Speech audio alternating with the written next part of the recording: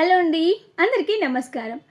ఈరోజు మన స్టోరీ వచ్చేసి నిన్ను కోరి పార్ట్ 4. లేట్ చేయకుండా స్టోరీలోకి వెళ్ళిపోదాం.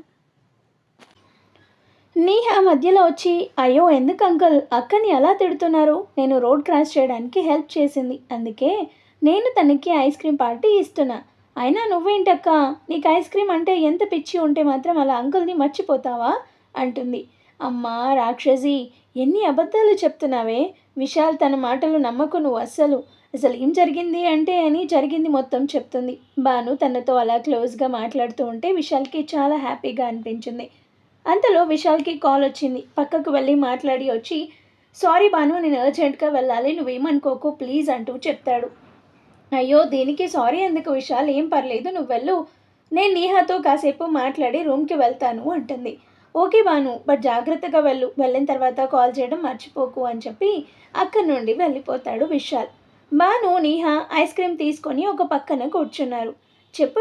చెప్పు నేహా, నువ్వు ఇక్కడ ఏం చేస్తున్నావు అని అడుగుతుంది. అదిగో కనిపిస్తుంది కదా, అదే మా స్కూలు, అయిపోయింది, నా ఫ్రెండ్స్ అందరూ వెళ్ళిపోయారు అని నేను బయటకు వచ్చాను. రాము ఇంకా రాలేదు, అప్పుడే ఐస్ క్రీమ్ కనిపించి వచ్చాను, నువ్వు ఇలా నన్ను కలిసావు అని చెప్పింది నేహా. వీళ్ళు ఇలా మాట్లాడుకుంటూ ఉండగా వర్షం పడుతుంది. హే వర్షం పడుతుంది అంటూ హ్యాపీగా అరుస్తూ తడుస్తూ ఉంది నేహా. నేహాని చూస్తూ భాను కూడా చాలా సంతోషిస్తుంది. భాను నువ్వు కూడా రా నాతో పాటు, వర్షంలో ఆడుకుంటే చాలా సరదాగా ఉంటుంది అని భానుని వానలోకి లాగింది. అయ్యో ఎంత పని చేసావు నేహా, తడిస్తే జలుబు జ్వరం వస్తాయి, పైగా మనం ఐస్ క్రీమ్ కూడా తింటున్నాం అంటూ అరుస్తూ ఉంది. ఆఫీస్లో విక్రమ్కి భాను లేకుండా ఉండటం చాలా కష్టంగా ఉంది. ఎందుకు నాకు ఇలా అవుతుంది, తనని కలిసి 10 రోజులు అయింది, అంతలోనే నాకు ఇంత దగ్గరైందా అనుకుంటూ, చిచి నేనేంటి ఇలా ఆలోచిస్తున్నా, ఇక్కడే ఉంటే నాకు పిచ్చి పట్టేలా ఉంది అనుకుంటూ ఆఫీస్ నుంచి బయటకు వచ్చాడు. అబ్బా నేహా ఇంకా చాలు ప్లీజ్ రా అని పక్కకి తీసుకువెళ్ళింది. నేహా భానుని ఆట పట్టిద్దామని మళ్ళీ వర్షంలోకి వెళ్ళింది. భాను నేను ఇక్కడ ఉన్నాను, వచ్చి పట్టుకో అంటూ పిలుస్తుంది. అబ్బా నిహా ప్లీజ్ రా తల్లి, మళ్ళీ నీకు జ్వరం వస్తే మీ ఇంట్లో వాళ్ళు తిడతారు అంటూ వెళ్ళి పట్టుకుంది నిహాని. అప్పుడే అటువైపు వెళ్తున్న విక్రమ్ వీళ్ళని చూసి కార్ ఆపి వాళ్ళ దగ్గరకు వచ్చాడు. భాను కనిపించగానే విక్రమ్ తనని అలా చూస్తూ ఉండిపోయాడు. కాసేపటికి ఏదో గుర్తుకొచ్చి వెంటనే కోపంతో ఊగిపోయాడు. భాను దగ్గరికి వెళ్ళి కోపంగా తన చేయిని గట్టిగా పట్టుకొని తన వైపుకి లాగాడు. భాను వచ్చి విక్రమ్ మీద పడి తనని గట్టిగా పట్టుకుంది. మెల్లగా తలెత్తి చూసి భాను షాక్ అయింది. విక్రమ్కి దూరంగా జరిగి, ఏం చేస్తున్నారు సార్ మీరు, ఏమైంది అని గట్టిగా అడిగింది. పాపం అక్కడే ఉన్న నేహ విక్రమ్ని చూసి భయంతో గుటకలు మింగుతుంది. హెల్త్ బాగాలేదు అని చెప్పి లీవ్ పెట్టి వర్షంలో తడుస్తున్నావా అంటూ పక్కనే ఉన్న నేహాని చూశాడు. నేహా నువ్వేంటి ఇక్కడ, స్కూల్లో నుండి బయటికి ఎవరితో వచ్చావు, ఎందుకు వచ్చావు, అసలు వర్షంలో ఎందుకు తడుస్తున్నావు, అయినా రాము ఏడి అంటూ అరుస్తూనే ఉన్నాడు. విక్రమ్ అరుపులకి నేహ భయంతో భాను వెనక్కి వెళ్ళింది. భాను కోపంగా, ఎందుకు ఇలా అరుస్తున్నారు మీరు, అసలు మీకేం కావాలి, ఎప్పుడు చూడు ఎవరో ఒకరి మీద అరవకపోతే మీకు నిద్ర పట్టదా ఏంటి, అయినా చిన్న పిల్లల మీద ఇలా ఎవరైనా అరుస్తారా అసలు అంటుంది భాను. భాను మంటలకి విక్రమ్కి కోపం తారస్థాయికి చేరింది. భాను షట్ అప్ అని గట్టిగా అరిచాడు విక్రమ్. ఆ అరుపుకి భానుకి చాలా భయం వేసింది. విక్రమ్ నేహాని చూస్తూ గట్టిగా, నిన్నిక్కడికి ఎవరు తీసుకొచ్చారు అని అరుస్తాడు. నేహా భయపడుతూ మెల్లగా, బాబాయ్ అది. భానుకి అప్పుడు గుర్తుకు వస్తుంది, ఆ రోజు గుడిలో తను తిట్టింది విక్రమ్నే అనేది. వసు కంగారులో ఉండి విక్రమ్ని మర్చిపోయింది. భాను నేహా చేయి పట్టుకొని ఆపి, నేనే తీసుకొచ్చాను అంటుంది. ఆ మాట వినగానే విక్రమ్ భాను చెంప మీద ఒక్కటిచ్చాడు. దాంతో భాను కింద పడింది. అసలు నీకేమైనా బుద్ధుందా, ఎందుకు తనని ఇక్కడికి తీసుకొచ్చావంటూ తిట్టి నేహాని తీసుకొని అక్కడి నుండి వెళ్ళిపోతాడు. భాను పైకి లేచి పక్కనే ఉన్న టేబుల్ మీద కూర్చుంది. భాను కళ్ళల్లో నుంచి నీళ్లు కారుతూ ఉన్నాయి. అసలు ఇప్పుడు నేను ఏం చేశాను, ఎందుకు ఆ హిట్లర్కి అంత కోపం వచ్చింది అని ఆలోచిస్తూనే వెళ్తుంది రూమ్కి. భాను రావడం చూసిన మీనా, అబ్బా వచ్చావా తల్లి, ఎన్నిసార్లు కాల్ చేశాను నీకు, లిఫ్ట్ చేయడానికి ఏం రోగం నీకు అంటూ అరుస్తుంది. కానీ భాను నుండి ఎలాంటి సమాధానం లేదు. ఏమైంది దీనికి ఇంత డల్గా ఉంది అనుకుంటూ భాను దగ్గర కూర్చొని తనని గమనిస్తుంది. భాను తలకి గాయం చూసి కంగారుగా, భాను ఏమైంది తలకి, ఆ దెబ్బలా తగిలింది అని అడుగుతుంది.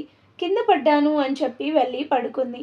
అయ్యో భాను డిన్నర్ చేశాక పడుకోవే అంటుంది మీనా. నాకు ఆకలిగా లేదు, నువ్వు తినేసే మీనా అని చెప్పి బెడ్ పైన పడుకుంది. బాబాయ్, నువ్వు భానుని ఎందుకు కొట్టావు? స్కూల్ నుండి నేనే బయటికి వెళ్ళాను ఐస్ క్రీమ్ కొనుక్కుందామని. కానీ రోడ్ క్రాస్ చేస్తుంటే సడన్గా నా వెనుక నుండి ఒక కార్ వచ్చి నన్ను గుద్దుపోతుంటే భానునే నన్ను కాపాడింది అని చెప్తుంది నేహ. వర్షంలో కూడా నేనే తడిచాను. తనొద్దు, నీకు జ్వరం వస్తే మీ ఇంట్లో వాళ్ళు తిడతారని కూడా చెప్పింది. అయినా కూడా నేను వినలేదు. సారీ బాబాయ్, ఇంకా ఎప్పుడు అలా చేయను అని చెప్పి లోపలికి వెళ్తుంది. నేహ చెప్పింది వినగానే విక్రమ్కి తన మీద అరిచింది, తనని కొట్టింది తలుచుకొని బాధతో పక్కనే ఉన్న విండో గ్లాస్ని చేయితో గట్టిగా కొడతాడు. విక్రమ్ చేతికి గాజు ముక్కలు గుచ్చుకొని బ్లడ్ కారుతుంది. గ్లాస్ పగిలిన సౌండ్కి సావిత్రి బయటకు వచ్చి విక్రమ్ని చూసి కంగారుగా, ఏమైంది విక్కీ, ఎందుకు ఇలా చేశావు అంటూ తనని సోఫాలో కూర్చోబెట్టి చేయికున్న గాజు ముక్కలని తీస్తూ బాధపడుతుంది. నీకెందుకు విక్కీ అంత కోపం అని అంటుంది. సావిత్రి ఒడిలో తలపెట్టి పడుకొని, కోపం కాదమ్మా, చేసిన తప్పుకి శిక్ష అని చెప్పి అక్కడి నుండి లేచి తన గదిలోకి వెళ్తాడు. సావిత్రి బాధగా వెళ్తున్న విక్రమ్ని చూస్తూ ఉంది. భాను పొద్దున్నే లేచి రెడీ అయింది ఆఫీస్ కోసం. మీనా కూడా లేచి రెడీ అయి భానుకి కాఫీ ఇచ్చింది. భాను ఏం మాట్లాడకుండా కాఫీ తీసుకొని తాగుతూ ఉంది. మీనాకి ఇంకా విసుగొచ్చి, ఏమైంది నీకు, ఎందుకు అలా ఉన్నావు అంటుంది. నాకేం కాలేదు, బాగానే ఉన్నాను నేను అంటుంది. అవునా, అయితే ఒకటి చెప్పు, తలకి ఆ దెబ్బలా తగిలింది అని భానుని సూటిగా చూస్తూ అడిగింది. భాను కొంచెం తడబడుతూ, నైట్ చెప్పాగా కింద పడ్డాను అంటుంది. అబద్ధం బాగానే చెప్పావు, కానీ ఇప్పుడు నిజం చెప్పు. నేను నిజమే చెప్తున్నా అని అక్కడి నుండి లోపలికి వెళ్ళింది. మీనా కూడా భాను వెనకాలే వెళ్ళి అద్దంలో తన చెంపని చూపించి మరిదేంటి అని అడిగింది. భాను చెంపంతా నల్లగా కమిలిపోయింది. దాన్ని హెయిర్తో కవర్ చేస్తూ ఏం లేదు అని చెప్పింది. మీనా భానుని దగ్గరికి తీసుకొని, నీకు చెప్పడం ఇష్టం లేకపోతే చెప్పొద్దు, కానీ నువ్వు ఇలా ఉండకు భాను ప్లీజ్ అంటుంది. మీనా మాటలకి భాను చిన్నగా నవ్వి సరే అంది. అమ్మయ్య, నవ్వేశావా, ఇంక పద, నిన్ను ఆఫీస్ దగ్గర డ్రాప్ చేసి నేను హాస్పిటల్కి వెళ్తాను అంటుంది. సరే అని ఇద్దరు బయలుదేరి వెళ్లారు. భాను ఆఫీస్లో అడుగు పెట్టగానే చారి తన దగ్గరకు వచ్చి, నిన్న విక్రమ్ అడిగిన ఫైల్ ఏది అని అడుగుతాడు. ఆ ఫైలు నేను మొన్ననే విక్రమ్ సార్కి ఇచ్చేశాను అంటుంది. ఏమైంది సార్, మీరు ఎందుకంత టెన్షన్ పడుతున్నారు అని అడుగుతుంది. నిన్న విక్రమ్ ఆ ఫైల్ కోసం చేసిన గొడవంతా చెప్తాడు. అప్పుడే అక్కడికి అజయ్ కూడా వచ్చి, నిన్న నువ్వు లీవ్ తీసుకోవడం చాలా మంచిదైంది భాను, లేదంటే ఆయన చేసిన రచ్చ చూసి ఉంటే అంతే అంటాడు. భాను, ఇంకా నువ్వు వెళ్ళి నీ పని చూసుకో, విక్రమ్ సార్ వచ్చే టైం అయింది అంటాడు. భాను సరే అని అక్కడ నుండి తన క్యాబిన్లోకి వెళ్ళింది. విక్రమ్ వచ్చి నేరుగా భాను క్యాబిన్ దగ్గరికి వెళ్ళి, భాను ఒకసారి నా క్యాబిన్కి రా అని చెప్పి వెళ్ళిపోయాడు. భాను విక్రమ్ వెనకాలే వెళ్ళి, చెప్పండి సార్ అంది విక్రమ్ని చూడకుండానే. కానీ విక్రమ్ మాత్రం భానుని చూస్తూ కొన్ని పేపర్స్ తన ముందు పెట్టి, వీటిని అందులో ఉన్న నెంబర్కి మెయిల్ చెయ్యి అంటాడు. భాను సరే అని చెప్పి అవి తీసుకొని బయటికి వెళ్తూ ఉంటే తన చేయి పట్టుకున్నాడు విక్రమ్.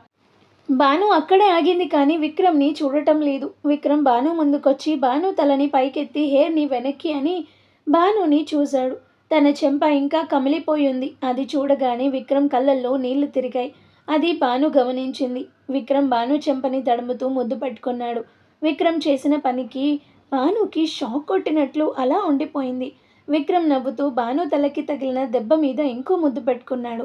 అది ఇంకా నొప్పి ఉండటంతో భాను అంది. విక్రమ్ వెంటనే, ఓ సారీ భాను అన్నాడు. అప్పుడు భాను ఈ లోకంలోకి వచ్చి అక్కడి నుండి కంగారుగా వెళ్ళిపోయింది. భాను కంగారు చూసి విక్రమ్ నవ్వుతూ తన వెనకాలే వెళ్ళాడు. భాను కంగారుగా వచ్చి గ్లాస్లో వాటర్ తాగింది. నాకేమైంది అసలు, తను అలా చేస్తుంటే నేను ఎందుకు ఆపలేదు, నాకేమైంది అసలు అని తల పట్టుకొని కూర్చుంది. భాను కంగారు చూసి విక్రమ్ లోపలికి వచ్చాడు. తనని చూడగానే భాను గుండె వేగం పెరిగింది. కాళ్ళు చేతులు లైట్గా వణుకుతున్నాయి. అయినా తనలో ఉన్న ధైర్యం అంతా కూడగట్టుకొని, అసలు మీరు నా గురించి ఏమనుకుంటున్నారు, మీరేం చేసినా చూస్తూ ఉంటాననుకుంటున్నారా అంటూ కొంచెం గట్టిగానే అరిచింది భాను. భాను మాటలకి విక్రమ్ తన దగ్గరికి వెళ్తాడు. భాను కంగారుగా వెనక్కి వెళ్తూ, ఏంటి అని ఏంటి ముందుకు వస్తున్నారు అంటుంది. అంటే నేనేం చేసినా చూస్తూ ఉండను అన్నావుగా, అందుకే ఇందాక నేను ఇచ్చిన ముద్దు తిరిగి ఇస్తావేమో అనుకున్నా అంటాడు. విక్రమ్ మాటలకి భాను షాక్ అయి, వామ్మో సార్కేమో అయింది అనుకుంటూ అక్కడ నుండి వెళ్ళాలి అనుకొని పక్కకి జరిగింది.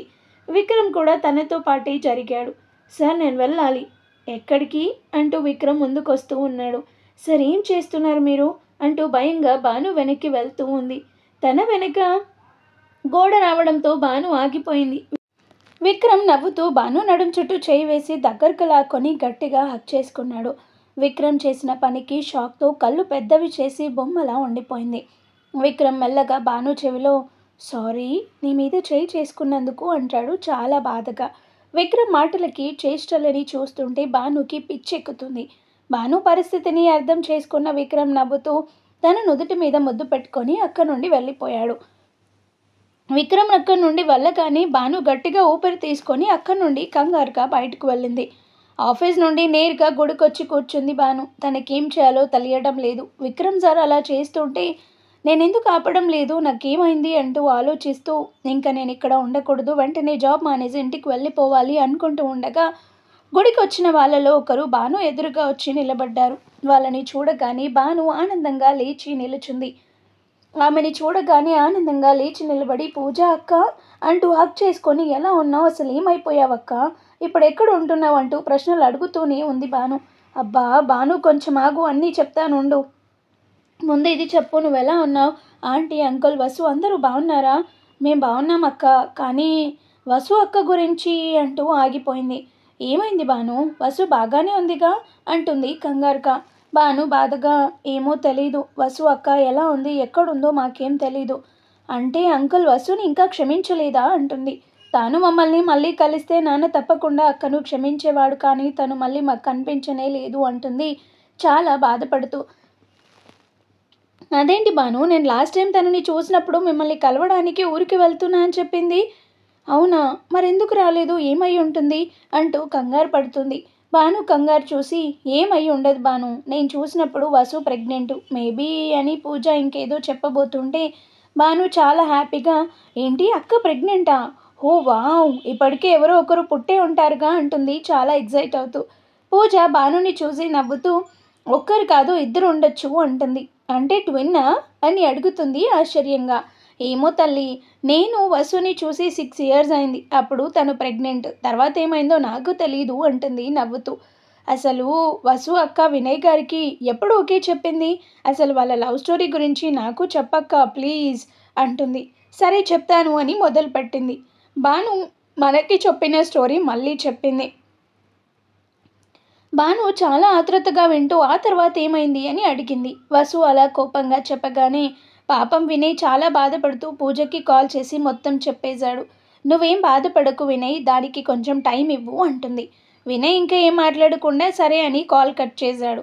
పాపం వినయ్ చాలా బాధపడుతున్నట్టున్నాడు. ఇంకా వసు పరిస్థితి ఎలా ఉందో అనుకొని వెంటనే పూజ హైదరాబాద్ బయలుదేరింది.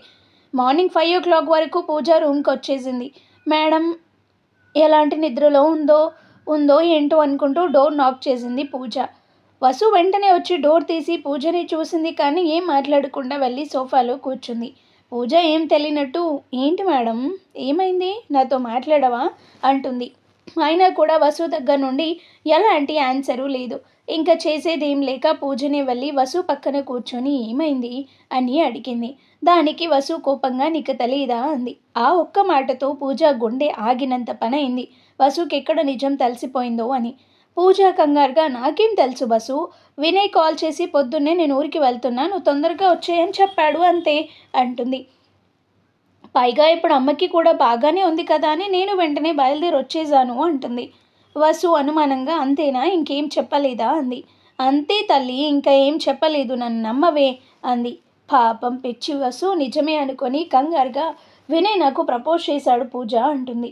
పూజ ఏం తెలియనట్టు అవునా ఎప్పుడు అంటుంది. వసు జరిగింది మొత్తం చెప్పింది పూజకి. మరి నువ్వేం చెప్పావు అని అడిగింది పూజ. వసు కోపంగా నేనేం చెప్పాలి పూజ, అతను సడన్గా వచ్చి నేను ఎన్ని రోజులుగా చూస్తున్నా ఫాలో చేస్తున్నా, నువ్వు నాకు నచ్చావు అని చెప్పగానే నాకు ఎలా ఉంటుంది చెప్పు. ఎలా ఉండటం ఏంటే మెంటల్ దానా, నీకు నచ్చితే నచ్చాడు అని లేకపోతే లేదు అని వెంటనే చెప్పాలి. అలా కాకుండా నువ్వు ఇలా సైలెన్స్గా ఉంటే వాళ్ళు నీ మీద ఇంకా హోప్స్ పెట్టుకుంటారు, కాబట్టి అదేదో ఇవాళ ఆఫీస్కి వెళ్ళగానే నువ్వంటే నాకు ఇష్టం లేదు వినయ్ అని చెప్పేసి అంటుంది పూజ. వసుని గమనిస్తూ ఏంటి ఇవాళ చెప్తావుగా వినయ్తో అంటుంది పూజ. వసు నువ్వు నిజం చెప్పవు పూజ, నేను ఇవాళ చెప్పేస్తా వినయ్ గారికి అంటుంది కంగారు పడకుండా. వసు మాటలకి పూజకి దిమ్మ తిరిగిపోయింది. వామ్మో, ఇది కనుక నిజంగా ఇలా చెప్పిందనుకో పాపం వినయ్ తట్టుకోలేడు. ఇప్పుడు ఏం చేయాలి అని ఆలోచిస్తూ ఉంది. పూజ ఏం ఆలోచిస్తున్నావే, ఆఫీస్కి రావా ఇవాళ అంటూ అరుస్తుంది వసు. వసు అరుపులకి ఆలోచనల నుండి బయటికి వచ్చి ఫ్రెష్ అవ్వడానికి వెళ్తుంది పూజ. ఒక 30 మినిట్స్ తర్వాత పూజ రెడీ అయి బయటకు వచ్చింది. వసు సోఫాలో కూర్చుని ఏదో ఆలోచిస్తూ ఉంది. ఏంటి మేడం ఇప్పుడు మీరు ఆఫీస్కి రారా అని అడుగుతుంది. అయ్యో రాకపోతే వినయ్ గారికి నో ఎలా చెప్తాను, ఆ మాట చెప్పడానికైనా ఖచ్చితంగా ఇవాళ వస్తాను అంటుంది వసు. వామ్మో ఇది నో చెప్పాలి అని గట్టిగా ఫిక్స్ అయినట్టుంది. పాపం వినయ్ దీని మీద ఎన్ని ఆశలు పెట్టుకున్నాడో అని ఆలోచిస్తూ ఉంటే ఇప్పుడు నీకేమైంది, మళ్ళీ ఏదో ఆలోచిస్తున్నావు అంటుంది వసు పూజని. ఏం లేదులే, టైం అవుతుంది వెళ్దాం పదా అంటుంది. ఇద్దరు ఆఫీస్కి వచ్చారు. అందరూ ఎవరి పనుల్లో వాళ్ళు ఉన్నారు. వసు వినయ్ క్యాబిన్ వరకు వెళ్ళి చూసింది. అక్కడ తను కనిపించకపోవడంతో ఇంకా రాలేదేమో అని పూజ దగ్గరికి వెళ్ళింది. పూజ చాలా కంగారుగా ఉంది. అది చూసి వసు ఏమైంది పూజ, ఎందుకు అలా ఉన్నావు అని అడుగుతుంది. పెట్టాల్సిన పొగ పెట్టి ఇప్పుడు ఏమైంది అని ఎంత అమాయకంగా అడుగుతున్నావే అని మనసులో అనుకొని ఏం లేదు అంటుంది. సడన్గా వసుకి ఏదో గుర్తుకొచ్చి అయ్యయ్యో అంటుంది తల మీద చేయి వేసుకొని. పూజ కంగారుగా ఏమైంది అని అడుగుతుంది. నువ్వు అన్నావుగా పూజ ఇవాళ వినయ్ గారు ఏదో ఊరికి వెళ్తున్నారు అని, నేను ఆ విషయమే మర్చిపోయాను అంటుంది. అయితే ఇప్పుడు చెప్పడం కుదరదుగా పూజ, ఎలా మరి అంటుంది అమాయకంగా వసు. వామ్మో ఈ విషయం గురించి మర్చిపోయాను, అర్జెంటుగా వినయ్కి ఆఫీస్కి రావద్దు అని చెప్పాలి, లేదంటే నో చెప్పి వినయ్ని అబద్ధం చెప్పినందుకు నన్ను ఒకేసారి చంపేస్తుంది ఇది అని కంగారుగా బయటకు వచ్చి వినయ్కి కాల్ చేసింది. వినయ్ ఫోన్ లిఫ్ట్ చేయగానే ఎక్కడున్నావని అడిగింది కంగారుగా. ఆఫీస్ పార్కింగ్లో ఉన్నాను, ఎందుకు నువ్వంత కంగారు పడుతున్నావని అడిగాడు. అవన్నీ తర్వాత చెప్తా కానీ నువ్వు ముందు ఇక్కడ నుండి వెళ్ళిపో అంటుంది. ఇవాళ ఆఫీస్లో ఇంపార్టెంట్ మీటింగ్ ఉంది పూజ అంటాడు. అబ్బా చెప్పేది విను, నువ్వు వెళ్ళిపో ప్లీజ్, మీటింగ్ కావాలంటే రేపు పెట్టుకో అంటుంది. పూజ పూజ అని పిలుస్తూ వసు వస్తూ ఉంది. వసు గొంతు విని కంగారుగా నువ్వు లోపలికి రాకు అని చెప్పి కాల్ కట్ చేసింది పూజ. ఇక్కడ ఏం చేస్తున్నావు పూజ అంటూ వచ్చింది వసు. ఏం లేదు వసు, కాల్ వస్తే మాట్లాడినా అంటుంది. ఒక స్ట్రాంగ్ కాఫీ తాగుదాం పదా వసు అంటూ తనని క్యాంటీన్కి తీసుకొని పోయింది. వినయ్ కూడా ఎందుకు నన్ను లోపలికి రావద్దంది పూజ అని క్యాంటీన్కి వెళ్ళి తనకి కాల్ చేసి అక్కడికి తనని పిలిచి ఏమైందో అడుగుదామనుకొని క్యాంటీన్కి వెళ్ళాడు. పూజ నువ్వు కూర్చో, నేను వెళ్ళి కాఫీ తెస్తానని చెప్పి వసు వెళ్ళింది. వసు 2 కాఫీలు పట్టుకొని వస్తూ ఉంది. అప్పుడే తనకి ఎదురుగా వచ్చిన వినయ్ తనకి తగలడంతో వేడి కాఫీ ఇద్దరి మీద పడింది. వసు ఆ అని అరిచింది. వినయ్ వసు చేతిని పట్టుకొని కంగారుగా తీసుకువెళ్ళి ట్యాప్ కింద చెయ్యి ఉంచి ఊదుతూ ఉన్నాడు. వసు వినయ్ కళ్ళల్లోకి చూస్తూ ఉంది. వినయ్ మాత్రం వసు చేతిని బాధగా చూస్తూ సారీ వసు, చూసుకోకుండా వచ్చేసాను, మంటగా ఉందా అంటూ బాధపడతాడు. వసు ఏం సమాధానం చెప్పకుండా చూస్తూ వినయ్ని చూస్తూ ఉంది. వసు హ్యాండ్ చాలా రెడ్గా అయింది. హాస్పిటల్కి వెళ్దాం పదా అంటాడు. అయ్యో వినయ్ గారు అంతగా ఏం కాలేదు అంటూ వినయ్ని చూస్తూ ఉంది. ఇంతలో వసు చూపు ఒక చోట ఆగిపోయింది. వినయ్కి ఏదో అనిపించి వసు ఏం చూస్తుందో గమనించి వెంటనే తన చేయి వదిలేసి అటువైపు తిరిగాడు. వసు వినయ్ ముందుకొచ్చి కోపంగా తన బటన్ తీసి చూపిస్తూ ఏంటిది వినయ్ గారు, ఎందుకు ఇలా చేశారు మీరు, అయినా పచ్చబొట్టు ఎందుకు వేయించుకున్నారు అంటూ అరుస్తుంది. దానికి తోడు ఇందాక కాఫీ కూడా అక్కడే పడడంతో చెస్ట్ అంతా రెడ్గా అయింది వినయ్కి. అది చూసి అయ్యో ఎంత రెడ్గా అయిందో అని ముట్టుకుంది. వినయ్ చిన్నగా అని కొంచెం వెనక్కి జరిగాడు. సారీ సారీ అంటూ ఏడుస్తూ ఊదుతూ ఉంది. అది చూసి వినయ్ అయ్యో వసు ఎందుకు ఏడుస్తున్నావురా, చూడు నాకేం నొప్పిగా లేదు అంటాడు. వసు అయినా ఏడుస్తూ ఉంది. వినయ్ మెల్లగా వసుని హగ్ చేసుకున్నాడు. వసు కూడా తనకి తెలియకుండానే వినయ్ చుట్టూ చేతులు వేసి పట్టుకుంది. ఇద్దరు చాలాసేపు అలా ఉన్నారు. వినయ్ మెల్లగా వసు చెవి దగ్గరకు వచ్చి ఇప్పుడు నిజంగానే కాస్త నొప్పి లేస్తుంది వసు అంటాడు. ఆ మాటకి వసు కోపం వచ్చి వెనక్కి జరిగి అక్కడి నుండి వెళ్తుంటే వినయ్ తన చెయ్యి పట్టుకొని ఆపాడు. వసు అక్కడే ఆగింది కానీ వినయ్ వైపు తిరగకుండా ఏంటి అని అడిగింది. నేను చెప్పింది ఏం చేసావు వసు అని అడుగుతాడు. సాయంత్రం బాబా గుడికి రండి అక్కడ చెప్తాను అని చెప్పి అక్కడి నుండి వెళ్ళిపోయింది. వినయ్ చాలా హ్యాపీగా తన గుండెల మీద పచ్చబొట్టు వేయించుకున్న వసుంధర పేరుని ప్రేమగా తడతాడు. కాఫీ తెస్తా అని చెప్పి ఎటుపోయావే ఇంతసేపు అంటూ అరుస్తుంది పూజ. వసు కొంచెం సీరియస్గా చూసి ఏం మాట్లాడకుండా వెళ్దాం పదా అంది. పూజ అయోమయంగా చూస్తూ మరి కాఫీ వద్దా, ఇక్కడ నా తల పగిలిపోతుంది అంటుంది.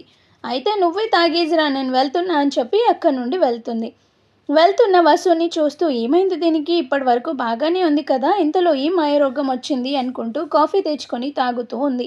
అప్పుడే అటు వెళ్తున్న వినయ్ని చూసింది పూజ. కంగారుగా తన దగ్గరికి వెళ్ళి ఇక్కడికి ఎందుకు వచ్చావు, వెళ్ళిపో అని చెప్పినాగా అంటూ టెన్షన్గా చుట్టూ చూస్తూ ఉంది. పూజ, ఎందుకంత టెన్షన్ పడుతున్నావు, ముందు నువ్వు ఇలారా అంటూ ఒక చైర్లో కూర్చోబెట్టి వాటర్ ఇచ్చాడు. పూజ అవి తీసుకొని గటగట తాగేసింది.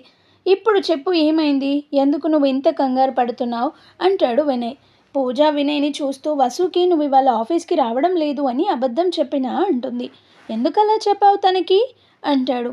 పూజ మార్నింగ్ జరిగింది మొత్తం చెప్పింది. వినయ్కి వసు నో చెప్పాలి అని అనుకున్నది చెప్పదు. వినయ్ నవ్వుతూ దీనికే ఇంత కంగారు పడుతున్నావా అంటాడు. వసు నిన్ను అడిగితే ఆఫీస్లో ఏదో అర్జెంట్ మీటింగ్ ఉంది అని ఊరికి వెళ్ళలేదు అని చెప్పు సరిపోతుంది. నా బాధ ఇప్పుడు అది కాదు వినయ్, వసు నిన్ను చూస్తే ఎక్కడ వచ్చి నీ ప్రపోజల్కి నో చెప్తుందో అని భయంగా ఉంది అంటుంది వినయ్ని చూస్తూ. ఇందాక వసు తనని హక్ చేసుకోవడం గుర్తొచ్చి నీకెందుకు అలా అనిపిస్తుంది, అలా ఏం జరగదు, నాకెందుకో వసు నా ప్రేమని ఒప్పుకుంటుంది అనిపిస్తుంది అంటాడు. వినయ్ అలా అంటూ ఉంటే పూజకి ఇంకా వసు తనకి నో చెప్పాలనుకుంటుంది అని చెప్పలేకపోయింది. ఇంకా అక్కడ ఉండలేక వసు నా కోసం వస్తుంది వినయ్ అని చెప్పి అక్క నుండి వెళ్ళిపోయింది. పూజ తన చైర్లో కూర్చొని ఆలోచిస్తూ ఉంది. ఇంతలో ఏదో గుర్తుకొచ్చి వసు కోసం తన క్యాబిన్కి వెళ్ళింది. అక్కడ తనకి వసు కనిపించలేదు. బయటకు వచ్చి చూసింది. ఎక్కడా లేకపోవడంతో కంగారుగా తన ఫోన్ తీసుకొని వసుకి కాల్ చేసింది. అది స్విచ్ ఆఫ్ అని వచ్చింది. అదేంటి వసు ఫోన్ ఎందుకు ఆఫ్ చేసింది అనుకుంటూ ఫోన్ చేస్తుంది. వసు మెసేజ్ అని నోటిఫికేషన్లో ఉంది. ఏం మెసేజ్ అని ఆలోచిస్తూ ఓపెన్ చేసింది పూజ. నేను రూమ్కి వెళ్తున్న పూజ అని ఉంది. ఇప్పుడెందుకు వెళ్ళింది, ఏమై ఉంటుంది అనుకుంటూ ఉండగా తన ఫోన్ మోగింది. స్క్రీన్ మీద భాను నేమ్ చూసి లిఫ్ట్ చేసింది. పూజ అక్క ఎలా ఉన్నావు అంటూ అడిగింది భాను. నాకేంటి భాను, బాగున్నాను, నువ్వెలా ఉన్నావు అంటుంది. వసు అక్కకి కాల్ చేస్తే స్విచ్ ఆఫ్ అని వస్తుంది, అందుకే నీకు కాల్ చేశాను అంటుంది. ఓ అందుకేనా మేడం గారు నాకు ఫోన్ చేసింది అంటుంది. అలాంటిది ఏం లేదక్క అంటుంది. సరేలే వసు ఇప్పుడే రూమ్కి వెళ్ళింది అంటుంది. భాను కంగారుగా ఏమైంది, అంతా బాగానే ఉంది కదా అంటుంది. తెలీదు భాను, నాకు కూడా క్యాంటీన్కి కాఫీ తాగుదామని వెళ్ళాం ఇద్దరం, కానీ ఏమైందో తెలీదు, తను కాఫీ తాగకుండానే వెళ్ళింది. నాకు తలనొప్పిగా ఉంది అని కాఫీ తాగి వచ్చేసరికి వసు కనిపించలేదు.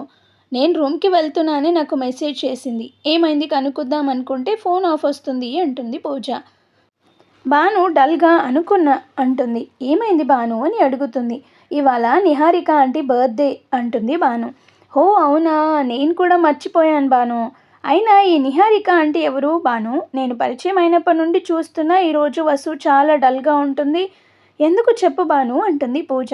నాన్న స్కూల్ టీచర్ అవ్వడం వల్ల ఎప్పుడూ ఏదో ఒక ఊరికి ట్రాన్స్ఫర్ అవుతూ ఉండేవాడు.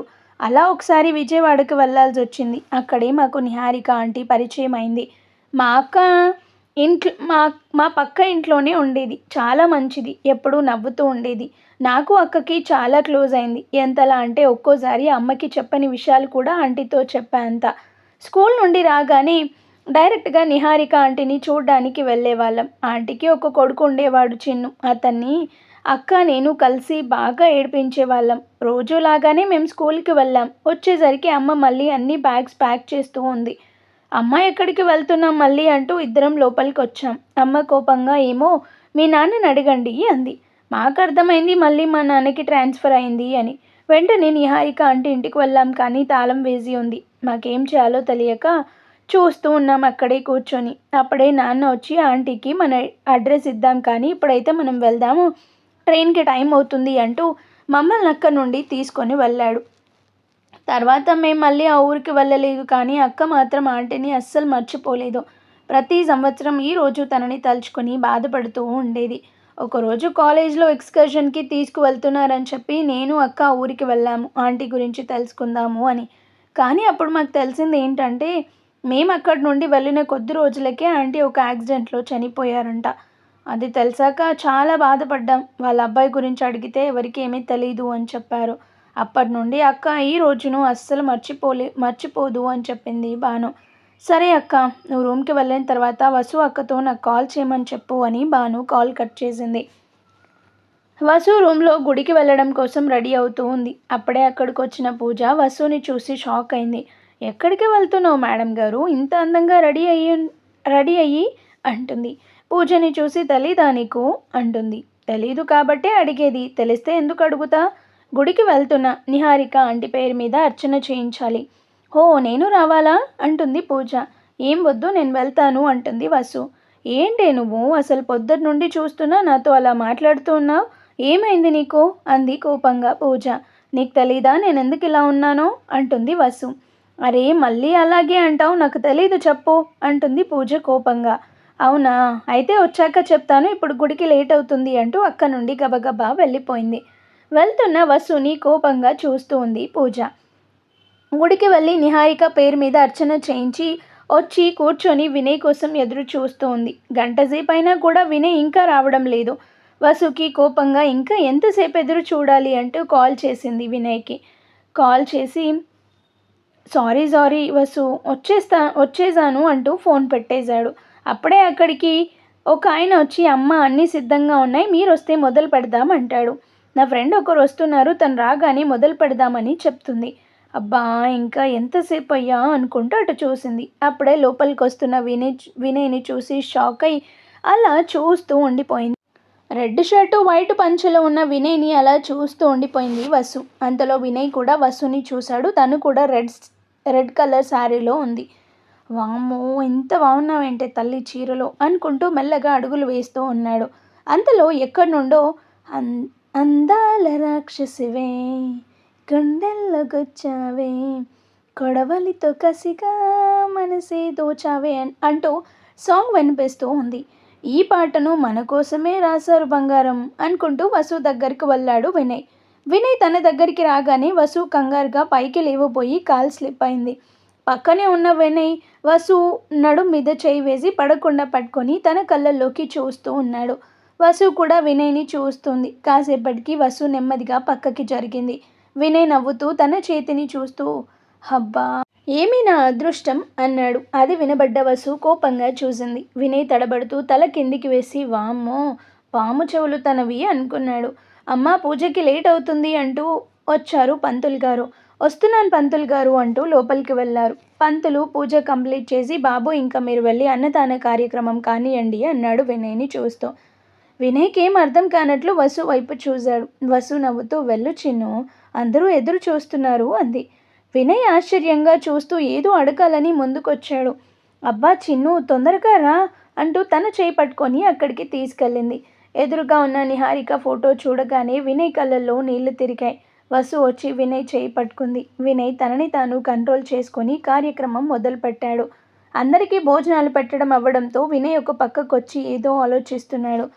ఏంటి సార్ మీకు ఆకలిగా లేదా అంటుంది వసు. వినయ్ ఏం మాట్లాడకుండా ఆలోచిస్తున్నాడు. వసు వినయ్ పక్కన కూర్చొని తన చేయి పట్టుకొని ఏమైంది అని అడిగింది. వినయ్ వసు భుజంపై తలపెట్టి అమ్మ నీకెలా తెలుసు అని అడిగాడు. వసు వినయ్ని తల నిమురుతూ చెప్తాను కానీ నాకు చాలా ఆకలిగా ఉంది సార్ అంది. వినయ్ కోపంగా చూశాడు. ఎందుకలా చూస్తున్నారు, నిజంగానే ఆకలిగా ఉంది, కావాలంటే తిన్నాక అన్నీ చెప్తాను కానీ ముందు రండి అని చేయి పట్టుకుంది. వినయ్ నవ్వుతూ సరే పద అని వసుతో కలిసి వెళ్ళాడు. కాసేపటికి ఇద్దరూ తినేసి బయటకొచ్చి కూర్చున్నారు. ఇప్పుడు చెప్పు, నీకు నిహారిక అమ్మ ఎలా తెలుసు, తను నీకేమవుతుంది అని అడుగుతాడు. మనసులో నిన్ను చేసుకుంటే నాకు అత్త అవుతుంది అంటుంది. చెప్పు వసు, ఎందుకు ఏం మాట్లాడడం లేదు నువ్వు అని వినయ్ అడగగానే మేము చిన్నప్పుడు మీ ఇంటి పక్కనే ఉండేవాళ్ళం అంటూ ఎగ్జైట్ అవుతూ చెప్పింది వసు. వినయ్కి అర్థం కాక ఏంటి పక్కింట్లో ఉండేవాళ్ళ? అవును, ఇంకా నీకు గుర్తుకు రాలేదా అంటుంది బుంగ మూత పెట్టి. అబ్బా వసు సరిగ్గా చెప్పు, నిజంగా నాకు గుర్తుకు లేదు అంటాడు. ఆ మాట వినగానే వసు సంతోషమంతా పోయి నిజంగానే గుర్తుకు లేమా మేము నీకు చిన్ను అంది. చిన్ను ఏంటి వసు, అయినా నన్ను ఎందుకు అలా పిలుస్తున్నావు అంటాడు. వసుకెందుకో అనుమానం వచ్చి నువ్వు నిహారిక ఆంటీ కొడుకువేగా అంటుంది. కాదు వసు అంటాడు వెంటనే. మరి నీ మెడలో ఉన్న లాకెట్ ఎక్కడి నుండి వచ్చింది, నీకు అదెవరు ఇచ్చారు? ఇది నా తమ్ముడిది, నాకు బాగా నచ్చింది అంటే తీసి నా మెడలో వేశాడు. మీ తమ్ముడికి ఎక్కడిది ఇది? చిన్నుకి నా చెల్లి భాను ఇచ్చింది అంటుంది. భాను పేరు వినగానే వినయ్కి ఏదో గుర్తుకొచ్చి అంటే భానుమతి అవునా అంటాడు. వసు కోపంగా నా పేరు గుర్తుకు లేదు కానీ భాను పేరు గుర్తుందా అంటుంది. వసు అలా జలస్ ఫీల్ అవ్వడం చూసి వినయ్ నవ్వుతూ హా, తననెలా మర్చిపోతాను చెప్పు. చిన్నప్పుడు నాతో ఎంత బాగా ఆడుకునేది. ఇదిగో ఇలా గిఫ్ట్స్ కూడా ఇచ్చేది అంటూ ఆ లాకెట్ని పట్టుకున్నాడు. వినయ్ అలా అనగానే వసు కళ్ళల్లో నీళ్లు తిరిగాయి. అది గమనించిన వినయ్, అయ్యో వసు, నేనేదో ఊరికే అన్నాను అంటాడు. వెంటనే నిజంగా అని నవ్వుతుంది. మరైతే నేను గుర్తుకున్నానుగా నీకు అంటుంది. వినయ్ వసుకి దగ్గరగా జరిగి, నాకు మీ ఇద్దరూ తెలీదు అంటాడు. వసు అర్థం కానట్లు చూసింది. నేను నిహారిక అమ్మ కొడుకుని కాదు వసు. మా అమ్మ పేరు సావిత్రి, నాన్న విజేంద్ర వర్మ, నేను వినయ్ వర్మ అంటాడు. మరి మీ తమ్ముడు పేరు చెప్పలేదు అంటుంది. తానే నిహారిక అమ్మ కొడుకు విక్రమ్, నువ్వు అన్న చిన్ను. ఒకరోజు అమ్మ నేను విజయవాడ అమ్మవారి గుడికి వచ్చాము. ఇవాళ మనం ఫుల్ షాపింగ్ చేయాలి అని అమ్మని బలవంతంగా కార్ దగ్గరికి తీసుకెళ్ళాను. అమ్మకి ఇష్టం లేకపోయినా నా కోసం వచ్చింది. ఆ రోజు అమ్మ అలా నీరసంగా ఉంది. అమ్మ ముందు మనం ఐస్ క్రీమ్ తినేసి వెళ్దాం అన్నాను. సరే నువ్వు ఇక్కడే ఉండు వినయ్, నేను నీకోసం ఐస్ క్రీమ్ తీసుకొస్తానని వెళ్ళింది. వావ్, ఆ కార్ ఎంత బాగుంది. నేను వెళ్ళి ఒకసారి చూసొస్తాను, తర్వాత అమ్మతో చెప్పి కొనుక్కుందామని రోడ్డు మీదకి వెళ్ళాడు. రోడ్డు మీద వెహికల్స్ చాలా స్పీడ్గా వస్తున్నాయి. వినయ్ భయంతో వెనక్కి వచ్చాడు. కానీ ఒక లారీకి బ్రేక్స్ ఫెయిల్ అయి వేగంగా వస్తుంది. అప్పుడే ఐస్ క్రీమ్ తీసుకొని బయటకు వచ్చిన సావిత్రి వినయ్ కార్ దిగడం చూసి, అబ్బా, ఒక్క క్షణం కూడా కూర్చోలేడు అనుకుంటూ వస్తుంది. అంతలో ఆ లారీ వినయ్ వైపుకే రావడం గమనించి వినయ్ అంటూ గట్టిగా అరుస్తుంది. అక్కడే ఉన్న నిహారిక కూడా లారీని చూసి వెంటనే వెళ్ళి వినయ్ని పక్కకి నెట్టింది. కానీ అప్పటికే అక్కడికి వచ్చిన లారీ నిహారికని గుద్దేసింది. రక్తం మడుగులో పడి ఉన్న నిహారిక దగ్గరికి వచ్చిండ్రు సావిత్రి విక్రమ్. కానీ అప్పటికే నిహారిక ప్రాణాలతో లేదు. అమ్మా అమ్మ అంటూ ఏడుస్తున్న విక్రమ్ని దగ్గరికి తీసుకొని, నా కొడుకుని కాపాడబోయి మీ కొడుక్కి అమ్మని దూరం చేశారు అంటూ ఏడుస్తుంది సావిత్రి. ఇక నుండి నాకిద్దరు కొడుకులు అంటూ విక్రమ్ని దగ్గరికి తీసుకుంది. మీరు లేని లోటు తెలియకుండా పెంచుతాను అంటూ నిహారిక చేతిలో చేయి వేసింది. అంటూ జరిగింది మొత్తం చెప్పి వినయ్ బాధపడతాడు. నిహారిక అమ్మ చనిపోవడానికి నేనే కారణం వసు. ఆ రోజు నేను కారులోనే కూర్చుని ఉంటే ఈరోజు అమ్మ ఉండేవారు అంటూ ఏడుస్తారు. వినయ్ బాధ చూసి వసు తనని దగ్గరికి తీసుకొని, మీరు బాధపడకండి, అయినా మీరు అలా ఎందుకు అనుకుంటారు, ఆంటీకి అలా జరగాలని ఉంది, జరిగింది అంటూ ఓదారుస్తుంది. చాలాసేపు నిశ్శబ్దం తర్వాత వినయ్ని డైవర్ట్ చేయడానికి, అవును సార్, చిన్ను భాను గురించి మాత్రమే చెప్పాడా, నా గురించి ఏం చెప్పలేదా అంటుంది. చెప్పాడు, కానీ భాను గురించి ఎక్కువగా చెప్పేవాడు. భానుమతి ఇలా చాలా మొండిది, ధైర్యం ఎక్కువ, చాలా తెలివైంది అంటూ ఎప్పుడు చూడు ఏదో ఒకటి చెప్తూనే ఉంటాడు. ఎందుకలా చిన్ను నన్ను మర్చిపోయాడు, భాను మాత్రమే ఎందుకు గుర్తుంది అంటుంది. వెంటనే నీకు అర్థమైతే నా పరిస్థితి ఎందుకిలా ఏడుస్తుంది అంటాడు. వసు కోపంగా ఏంటి అంటుంది. ఏం లేదు తల్లి, విక్రమ్కి భాను అంటే ఇష్టం, అందుకే తన గురించి ఎక్కువ ఆలోచిస్తాడు. అది సరే కానీ మన సంగతి ఏం చేశావు అంటాడు వినయ్. మన సంగతి ఏంటి అంటుంది అమాయకంగా ఫేస్ పెట్టి. హబ్బా, ఏం నటిస్తున్నావు వసు, ఎప్పుడూ నాతో చెప్పించుకోవడమేనా, నువ్వు చెప్పేది లేదా? నేనేం చెప్పాలి అంటుంది వసు. అబ్బా, ఏం తెలియనట్టు భలే అడుగుతావు నువ్వు దొంగ అంటూ వసు బుగ్గ గిల్లుతాడు. వినయ్ చేష్టలకి వసు షాక్ అయ్యి, ఏంటి సార్ ఇది, ఏం చేస్తున్నారు? ఇంకా సార్ ఏంటి, చక్కగా వినయ్ అని పిలువు బంగారం ప్లీజ్ అంటాడు.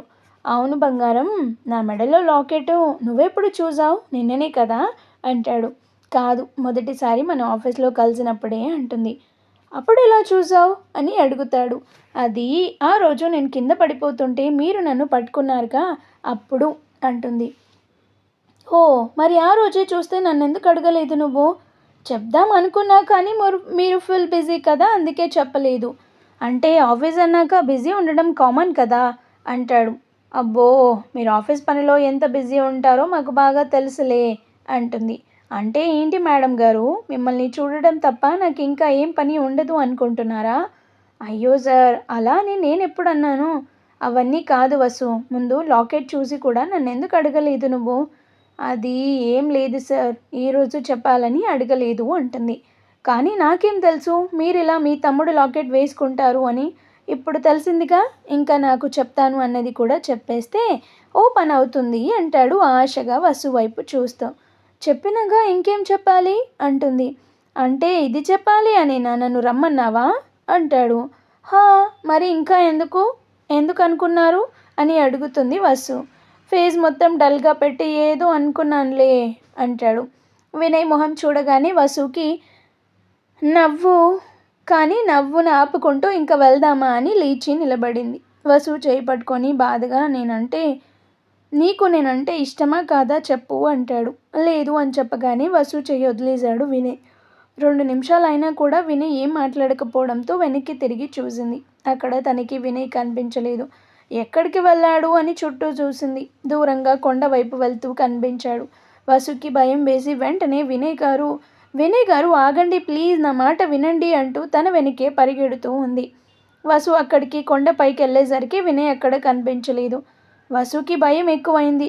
ఏడుస్తూ వినయ్ గారు నేను ఊరికే అన్నాను, ఎక్కడున్నారు మీరు, కనిపించండి ప్లీజ్ అంటూ కిందికి చూసింది. ఏం కనిపించడం లేదు. ఏడుస్తూ మీరంటే నాకు చాలా ఇష్టం వినయ్ గారు, వచ్చేయండి అంటూ మోకాల మీద కూర్చొని వినయ్ గారు అంటూ గట్టిగా అరుస్తూ ఏడుస్తుంది. అంతలో వినయ్ వచ్చి వసు ఎదురుగా నిలబడ్డాడు. తనని చూడగానే సంతోషంగా లేచి వినయ్ని గట్టిగా హగ్ చేసుకొని ఎందుకు మీరు ఇలా నన్ను భయపెట్టారు, మీకేమైనా అయితే నేను తట్టుకోలేను అంటూ ఏడుస్తూ ఉంది. వినయ్ కూడా వసుని గట్టిగా పట్టుకొని నువ్వు లేకపోతే నేను ఉండలేను, మరి నన్నెందుకు ఇంతలా భయపెట్టారు, నువ్వు కూడా నన్ను భయపెట్టావుగా నేను నీకు నచ్చలేదు అని చెప్పి, అందుకే నా మీద ఉన్న ప్రేమని బయటికి తేవడానికి ఇలా చేశాను. సారీ వసు, నువ్వు ఇలా ఏడ్చావు, మళ్ళీ ఇంకా ఎప్పుడూ నీ కళ్ళలో నీళ్లు రాకుండా చూసుకుంటాను అంటూ నుదుటి మీద ముద్దు పెట్టుకున్నాడు వినయ్. మరి ఆ తర్వాత ఏం జరిగింది అనేది నెక్స్ట్ ఎపిసోడ్లో చూద్దాం. స్టోరీ నచ్చితే లైక్ చేయండి అండ్ అలాగే మన ఛానల్ని కూడా సబ్స్క్రైబ్ చేసుకొని హైప్ ఆప్షన్ని క్లిక్ చేసి పాయింట్స్ ఇవ్వండి. Thank you.